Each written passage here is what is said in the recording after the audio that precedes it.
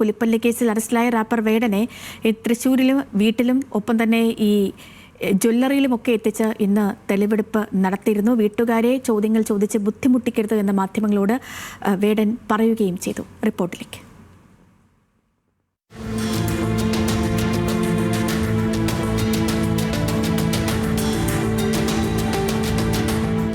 തൃശൂർ പൂമലയിലെ വീട്ടിൽ വേടനെ എക്സൈസ് തെളിവെടുപ്പിനായി എത്തിച്ചപ്പോൾ വളർത്തുനായ ഓടി അടുത്തെത്തി.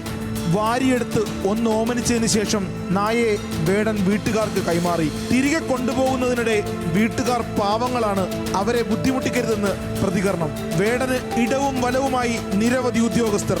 ഓടിപ്പോയാൽ തടയാനെന്ന വണ്ണം ഇടുപ്പിലും തോളിലുമെല്ലാം കൈ ചേർത്ത് പിടിച്ചാണ് കൊണ്ടുവരുന്നതും കൊണ്ടുപോകുന്നതും. അധികാരം പ്രത്യക്ഷത്തിൽ പ്രകടിപ്പിക്കുന്ന ശരീരഭാഷയാണ് വേടനോട് വനം വകുപ്പ് ഉദ്യോഗസ്ഥരുടേത്. രാവിലെ 6:30യോടെയാണ് കോടനാട് നിന്ന് വനംവകുപ്പ് സംഘം വേടനുമായി തൃശ്ശൂരിലേക്ക് തിരിച്ചത്. ആദ്യം വിയ്യൂരിലെ ജ്വല്ലറിയിൽ എത്തിച്ചു. സന്തോഷ് എന്നയാളുടെ ഉടമസ്ഥതയിലുള്ള ഈ ജ്വല്ലറിയിലാണ് വേടന് പുലിപ്പല്ല് ലോക്കറ്റിലാക്കി നൽകിയത്. യഥാർത്ഥ പുലിപ്പല്ലാണെന്ന് അറിയില്ലായിരുന്നുവെന്നും വേടനെ പരിചയമില്ലെന്നും ജ്വല്ലറി ഉടമ സന്തോഷ് മൊഴി നൽകി. ഇതിനുശേഷമായിരുന്നു വീട്ടിലെ തെളിവെടുപ്പ്. അതും പൂർത്തിയാക്കി സംഘം വേടനുമായി കോടനാട്ടേക്ക് മടങ്ങി. വേടന്റെ മാനേജർ അടക്കമുള്ളവരുടെ മൊഴി വനം വകുപ്പ് ഉടൻ രേഖപ്പെടുത്തും. പുലിപ്പല്ല് കൈമാറിയതായി പറയുന്ന രഞ്ജിത്ത് കുമ്പിടിയുടെ കാര്യത്തിലും വ്യക്തത തേടും. വേടന്റെ ഇൻസ്റ്റഗ്രാം പേജ് കേന്ദ്രീകരിച്ചും പരിശോധന നടത്താനാണ് പദ്ധതി.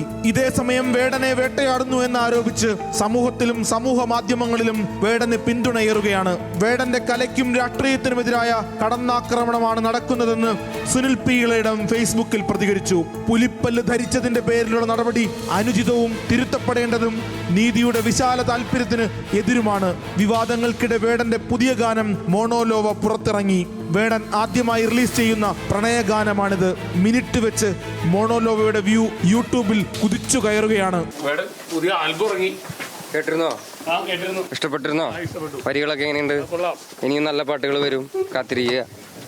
ഇതിനിടെ സംവിധായകരായ ഖാലിദ് റഹ്മാനെയും അഷറഫ് ഹംസയെയും ഹൈബ്രിഡ് കഞ്ചാവുമായി പിടികൂടിയ കേസിൽ സമീർ താഹിറിന് എക്സൈസ് നോട്ടീസ് നൽകി. വരുന്ന 7-ാം തീയതിക്ക് മുമ്പ് ഹാജരാകാനാണ് നോട്ടീസ്.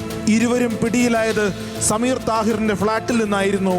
സംവിധായകർക്ക് കഞ്ചാവ് വിൽപ്പനക്കാരനെ പരിചയപ്പെടുത്തി നൽകിയെന്ന് സംശയിക്കുന്നയാളെയും ചോദ്യം ചെയ്യും. ആലപ്പുഴയിലെ ഹൈബ്രിഡ് കഞ്ചാവ് കേസിൽ നടൻ ശ്രീനാഥ് ഭാസിയെ സാക്ഷിയാക്കാനും എക്സൈസ് തീരുമാനിച്ചു. കേസിലെ പ്രതിയായ തസ്ലീമയും ശ്രീനാഥ് ഭാസിയുമായുള്ള വാട്സ്ആപ്പ് ചാറ്റുകൾ കണ്ടെത്തിയിരുന്നു. ഇതിൽ പ്രതി ചേർക്കാനുള്ളത്ര തെളിവുകൾ ഇല്ലെന്നാണ് എക്സൈസിന്റെ നിഗമനം. വിവിധ ബ്യൂറോകൾക്കൊപ്പം ന്യൂസ് ഡെസ്ക്, ന്യൂസ് മലയാളം.